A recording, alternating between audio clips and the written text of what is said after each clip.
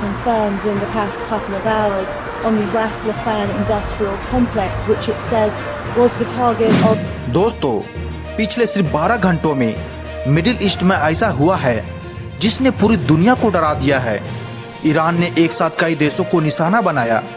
Qatar के सबसे बड़े गैस हब में आग लगी और अब सवाल है, क्या यह जंग पूरी दुनिया को आर्थिक संकट में धकेल देगी?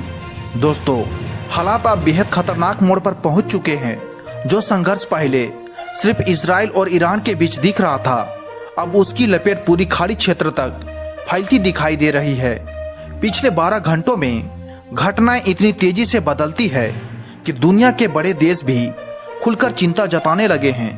تعرض به بخشی از زیرساخت‌های سوخت و انرژی ایران در جنوب کشور داشتند.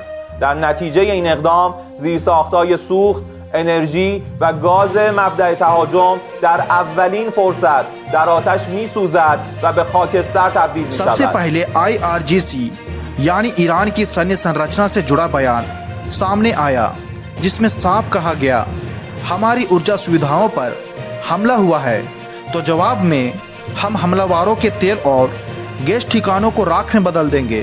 और इसके तुरंत बाद हमला हुआ रास लफैन इंडस्ट्रियल सिटी पर, जो कतर का सबसे बड़ा LNG केंद्र माना जाता है। यह सिर्फ कतर का नहीं बल्कि पूरी दुनिया का ऊर्जा सप्लाई का अहम केंद्र है। यहीं से दुनिया की लगभग 20% LNG सप्लाई जुड़ी मानी जाती है। रिपोर्ट्स के अनुसार मिसाइल हमले के बाद वहां बड़े पैमाने पर आग लगी। हालांकि इमरजेंसी टीम ने आग पर काबू पा लिया, लेकिन औद्योगिक ढांचे को गंभीर नुकसान पहुंचा। इसके बाद कतर ने बड़ा कदम उठाया। ईरान के मिलिट्री और सिक्योरिटी अटैचे को देश छोड़ने का आदेश दिया गया। यानी अब तनाव सिर्फ बयानबाजी तक सीमित नहीं रहा। इधर दावा किया गया कि ईरान ने एक ही रात में कई मोर्चा पर जवाबी कार्रवाई की। यूनाइटेड अरब एमिरेट्स में ड्रोन अलर्ट, सऊदी अरेबिया में रिफाइनरी सुरक्षा बढ़ी, बहरीन में अमेरिकी ठिकाने के आसपास अलर्ट और जॉर्डन तक सुरक्षा व्यवस्था कड़ी कर दी गई। सबसे बड़ा संदेश यह था कि अब ऊर्जा इंफ्रास्ट्रक्चर सीधे युद्ध का हिस्सा बन चुका है। दूसरी तरफ दावा किया गया कि पहले इजराइल ने ईरान के साउथ पार्स गैस फील्ड को निशाना बनाया। यही दुनिया के सबसे बड़े गैस क्षेत्रों में गिना जाता है।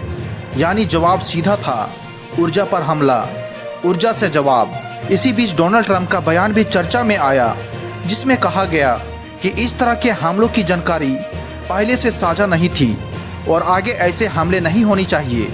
लेकिन बड़ा सवाल यही है, क्या जमीन पर हालात बयान सुनेंगे? उधर ईरान के संसद के स्पीकर मोहम्मद बाघर गालिबाफ ने कहा, अब जैसे को तैसा होगा। यानी अब जवाब प्रतीकात्मक नहीं, सीधा रणनीतिक हो रहा है।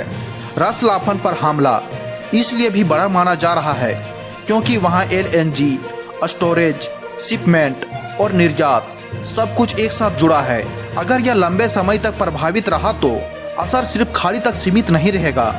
दुनिया भर में गैस की कीमतें, ऊर्जा लागत, शिपिंग और महंगाई सब प्रभावित हो सकते हैं।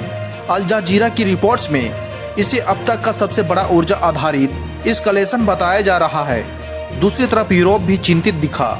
इमानुएल मैक्रोन ने अपील की कि ऊर्जा और पानी जैसे नागरिक सुविधाओं को निशाना बनाना तुरंत बंद होना चाहिए, क्योंकि अगर यह सिलसिला जारी रहा तो आने वाली कीमत सिर्फ युद्ध लड़ने वाले देशों को नहीं, पूरी दुनिया को चुकानी पड़ेगी। सबसे दिलचस्प मोड़ तब आया जब अमेरिकी इंटेलिजेंस से जुड़े बयान सामने आए, जिनमें कहा गया कि ईरान फिलहाल नई परमाणु क्षमता बनाने की स्थिति में नहीं दिख रहा।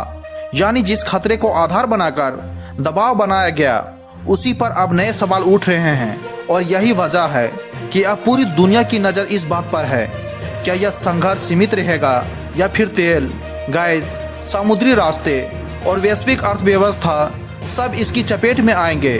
दोस्तों, अगर ऊर्जा ठिकाने लगातार निशाने पर रहे तो इसका असर पेट्रोल से लेकर बिजली तक हर जेब पर पड़ेगा। और शायद यही वजह है कि अब दुनिया के बड़े देश खुलकर कह रहे हैं, यह जंग अब सिर्फ क्षेत्रीय नहीं रही।